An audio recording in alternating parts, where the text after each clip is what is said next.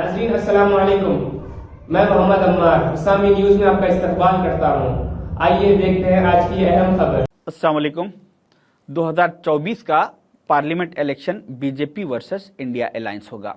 India alliance में total Congress के साथ साथ टोटल 26 पॉलिटिकल पार्टीज है। ये सारे 26 पॉलिटिकल पार्टीज का मकसद एक ही है कि किसी भी सूरत में तीसरी मर्तबा नरेंद्र मोदी जी को प्राइम मिनिस्टर बनने से रोका जाए, ताकि हमारे मुल्क के कॉन्स्टिट्यूशन को बचाया जा सके, ताकि जो फाइनेंशियली हालात मुल्क के तबाह हो चुके हैं उसको सुधारा जा सके, और जो मुसलमानों पर, जो माइनॉरिटीज पर इस मुल्क में जुल्म हो रहा है उसको रोका जाए। इसी मकसद से ये टोटल 26 पॉलिटिकल पार्टीज ने मिलकर यह तय किया है कि हम अब की बार किसी भी सूरत में बीजेपी को सरकार बनाने नहीं देंगे। मगर कुछ दूसरे रीजनल पार्टीज और भी है, जैसा कि तेलंगाना की बीआरएस पार्टी है।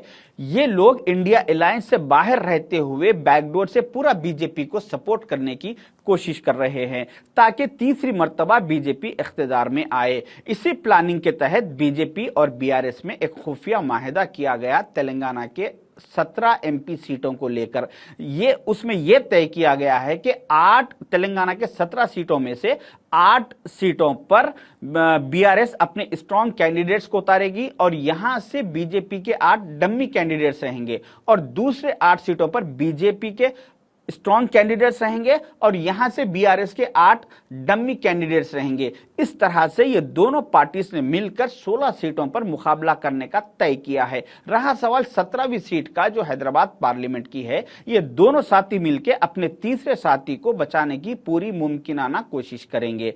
इस तरह ये तीनों पार्टियों में 17 सीट डिवाइड हो चुके हैं। इन तीनों का मकसद एक ही है कि किसी भी सूरत में इंडिया अलायंस को नुकसान पहुंचाए। इसी प्लानिंग के तहत बीआरएस को बीजेपी ने एक जिम्मेदारी दी है कि तेलंगाना के असेंबली इलेक्शन में मुसलमानों ने बहुत ज्यादा कांग्रेस की ताईद में वोट दिया, लिहाजा मुस्लिम वोटों को डिवाइड कीजिए। इसी प्लानिंग के तहत बीआरएस ने 4 फिल्में बनाई। बीआरएस की कलवा कुंटला फैमिली की तरफ से 4 फिल्म बनाए गए, जिसमें से 2 फिल्म अभी रिलीज हो चुके और 2 फिल्म रिलीज होना बाकी है। पहली फिल्म केटीआर साहब की आई, जिसमें उन्होंने बहुत अच्छी एक्टिंग की। उनको एक ट्वीट आता है, वो ट्वीट में कोई जुबली हिल्स कॉन्स्टिट्यूंसी के बोराबंडे इलाके के कोई इब्राहिम नाम के शख्स उनको ट्वीट करते हैं केटीआर साहब को और कहते हैं कि केटीआर साहब, आप एक बहुत अच्छे लीडर है, मेरी आप दावत कबूल कीजिए, मेरे घर पर आइए, मेरे साथ डिनर कीजिए। तो ट्वीट पर ही केटीआर साहब उनकी दावत को कबूल कर लेते हैं और उनके घर पहुंचते हैं और उनके घर जाके नीचे दस्तरखान पे बैठ के उनके साथ बिरयानी खा के आते हैं। यही केटीआर साहब कल तक जब इख्तिदार में थे तो इनकी पार्टी के तेलंगाना के सबसे बड़े पोजीशन रखने वाले माइनॉरिटी लीडर महमूद अली साहब होम मिनिस्टर रहते हुए इनके कैंप ऑफिस को इनसे और इनके वालिद मोहतरम से मिलने के लिए जाते हैं, तो उन्हें यह कहा जाता है कि आपका अपॉइंटमेंट नहीं है। गेट के अंदर से उनका सिक्योरिटी गार्ड कहता है कि आप जाइए, आपका अपॉइंटमेंट नहीं है, आपको अंदर दाखिला नहीं मिलेगा। तो मैं बोल के उनको वहां से हकाल दिया जाता है। तो मैं कहना चाहूंगा केटीआर साहब से कि केटीआर साहब, आप कल तक जब इख्तिदार में थे तो आप तेलंगाना के सबसे बड़ी पोजीशन रखने वाले महमूद अली साहब होम मिनिस्टर रहते हुए उनको गेट पे से हकाल दिया जाता था, और आज जब आप इख्तिदार में नहीं है तो एक अनजान आदमी के मामूली से ट्वीट पे आप उसके घर जाके उसके साथ बिरयानी खा के आते हैं। तो ये आप कि मुसलमानों के साथ हमदर्दी का दिखावा अब मुसलमानों में नहीं चलेगा। ये लोग अब मुसलमान अब आपको जान चुके, ये आपकी फ्लॉप फिल्म रही। दूसरी फिल्म हरीश राव साहब की रिलीज हुई। कल तक जब हरीश राव साहब इख्तिदार में थे तो इनके पास उलमा इकराम, मशाइखीन, दानिशमंद हजरात अपने कुछ मसाइल लेकर जाते थे तो और कहते थे कि हरीश राव साहब, आपसे और सीएम साहब से हमें मिलने का मौका दीजिए, कुछ मसाइल है। तो ये कभी उन लोगों को टाइम नहीं देते थे, कभी उनसे मिलना जरूरी नहीं समझते थे। 2 या 3 दफा उनको बाद वक्त ये कहा गया कि आप जाइए वया दारुस्सलाम आइए। तो वया दारुस्सलाम भी जब उलमा इकराम उन लोग सीएम साहब के पास, केसीआर साहब के पास उस वक्त गए, तो मैं समझता हूं कि 10 साल के दौर इख्तिदार में 2 या 3 दफा उलमाए दीन, मशाइखीन, उन लोग से केसीआर साहब की कुछ मीटिंग हुई, वो भी आधे आधे घंटे की।